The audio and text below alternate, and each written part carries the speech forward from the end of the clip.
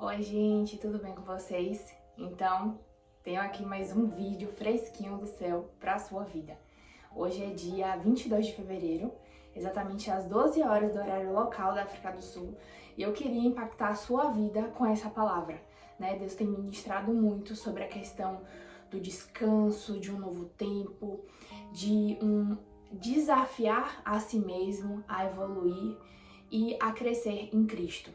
E o devocional de hoje, né, ele tá baseado em Romanos 12. Ele tem como título Crescimento e Mudança. Em Romanos 12, 2, a gente vê que é uma palavra muito citada, né, Romanos em si, e é algo que é pertinente, mas acaba que nós não nos empenhamos em executar o que a palavra do Senhor diz. Muitas das vezes nós lemos, relemos, ensinamos as outras pessoas, mas não nos alimentamos desse próprio alimento. E isso é algo que precisa ser mudado. Precisa ser mudado em mim, precisa ser mudado em você, precisa ser mudado em todos. E em Romanos 12 diz assim: portanto, irmãos, pelas misericórdias de Deus, peço que ofereçam o seu corpo como sacrifício vivo, santo e agradável a Deus. Este é o culto racional de vocês. 2. E não vivam conforme os padrões desse mundo, mas deixem que Deus os transforme pela renovação da mente para que possam experimentar qual é a boa, agradável e perfeita vontade de Deus. Esse devocional eu achei muito interessante porque a mudança, ela é inevitável. Nós estamos em constante mudança, o mundo está em constante mudança, a nossa rotina muda a cada dia, seja às vezes a troca de um emprego, a troca de uma casa, a mudança de alguém indo embora, uma perda familiar, o que for. Tudo gera uma mudança em nossas vidas. Mas o crescimento mediante a essa mudança é a opção sua. E isso que é o que faz se tornar algo diferente para os dias atuais. Então, hoje, né, eu estou morando na África. Eu podia, né, pegar essa mudança da minha vida e me apegar aos pontos negativos que a gente pode pensar, né? Porque tudo tem um ponto positivo e um ponto negativo. Basta qual é o olhar que você quer ter sobre isso. Hoje eu sou muito apegada à minha família, eu falo muito sobre a minha família, mas eu sou muito apegada à minha família e eu podia, né, ficar presa à saudade, ao apego e fazer o que eu estou fazendo aqui de qualquer jeito, pedindo para que o tempo passasse mais rápido. Mas eu tenho que entender qual é o propósito e qual o crescimento que eu quero ter mediante a essa situação. Efeitos colaterais você pode ter, até porque nós somos corpo, alma e espírito. E tudo que afeta o nosso emocional vai repercutir no nosso físico, o espiritual também é a mesma coisa. Eu vou dar um exemplo para vocês. Eu vim pra cá e com o tempo, né, com os dias, eu comecei a ter uma irritação muito forte na região aqui da boca. E os meus lábios, eles ficavam muito vermelhos. Eu sentia parecendo um ressecamento nessa região da minha face. E eu fiquei sem entender e comecei a perguntar para as pessoas: ah, quando você veio pra cá você teve isso? Ou isso é normal? E as pessoas falaram que pelo fato da gente estar aprimorando uma nova língua, acaba que é normal. Só que o meu caso, eu comecei a entender que não era muscular, de você estar movimentando ali a região do músculo da face e gerar essa dor, mas o meu era externa, era como se fosse superficial, como se fosse uma rigidez, um ressecamento.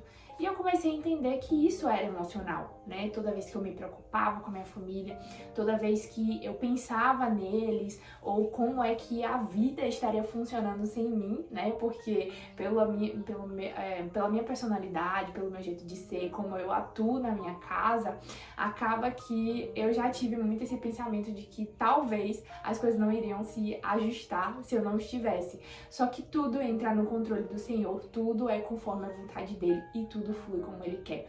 Então, se você se disponibiliza para poder fazer o que ele manda, tudo flui. Nada exatamente nada sai do lugar. Ela só melhora porque você está em obediência à palavra do Senhor. Então também eu quero trazer essa reflexão para você, que se algo Deus está te chamando para fazer e você está presa a coisas do momento, não fique, porque tudo passa. Esteja livre para poder fazer o que o Senhor quer e Ele quer atuar na sua vida. Amém. E algo que me chamou a atenção é que é sobre isso, a gente precisa observar as mudanças e focar no que a gente quer crescer. Às vezes nós nos apegamos muito às consequências, ao medo, e Deus, Ele quer nos tirar isso, Ele quer que a gente venha realmente descansar. Se você pega e foca só no que é maléfico, você não evolui. Então, esse tempo que eu estou aqui, eu estou aprendendo sobre isso. É um novo tempo, né? Como eu falei pra vocês. Eu estou fazendo a minha missão em Cristo. E eu também estou desfrutando nisso dele. Como? Descansando. Ele me falou muito sobre isso na minha ETED em 2019. E pra mim foi crucial relembrar sobre isso. E também eu queria dar um exemplo, né? Hoje, como a gente atua em missões, acaba que a gente vive muito em comunidade, a gente lida muito com pessoas de diferentes culturas, de diferentes pensamentos, e aí acaba que em alguns momentos vocês entram em choque, né? Então você tem que se conscientizar de que se o que você oferta para o outro, como o outro vê, ou se você precisa mudar uma fala, ou uma forma de agir, ou se posicionar de uma forma de ser mais neutra naquele ambiente, de mais ouvir, né, de não falar muito.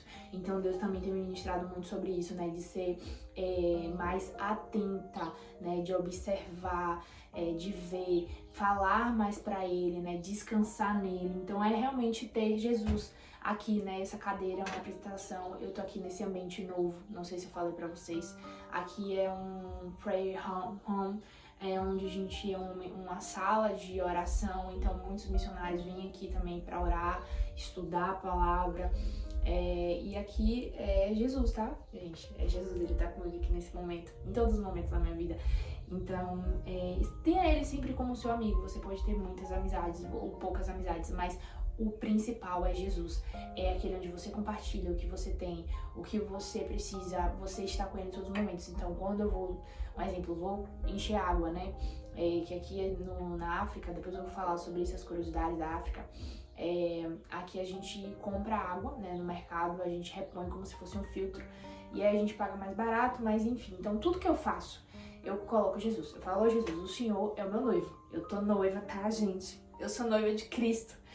E eu falo: Jesus, vai comigo, vem comigo, faz isso comigo, me ajuda nisso, me orienta, porque eu posso não ter nenhuma representação aqui da minha família, mas eu sei que o Senhor é a minha família, o Senhor é o meu noivo, então nós vamos juntos em tudo, e o Senhor vai me guiando. Então, também quando a gente pensa, né, uma das reflexões que ele traz aqui no livro, é que a maioria das pessoas às vezes tem um pensamento de média, né? Vamos supor, alguém termina uma faculdade e aí fala assim: graças a Deus acabou com isso e acabou. Tipo, obrigada, Senhor, como ele traz aqui, né? Obrigada, Senhor, porque eu terminei os meus estudos. Mas, geralmente essas pessoas que, tipo assim, tira aquilo como um fardo, por mais que quis muito aquilo, quando a pessoa tem esse tipo de pensamento, ele tá em um lugar de média. Por quê?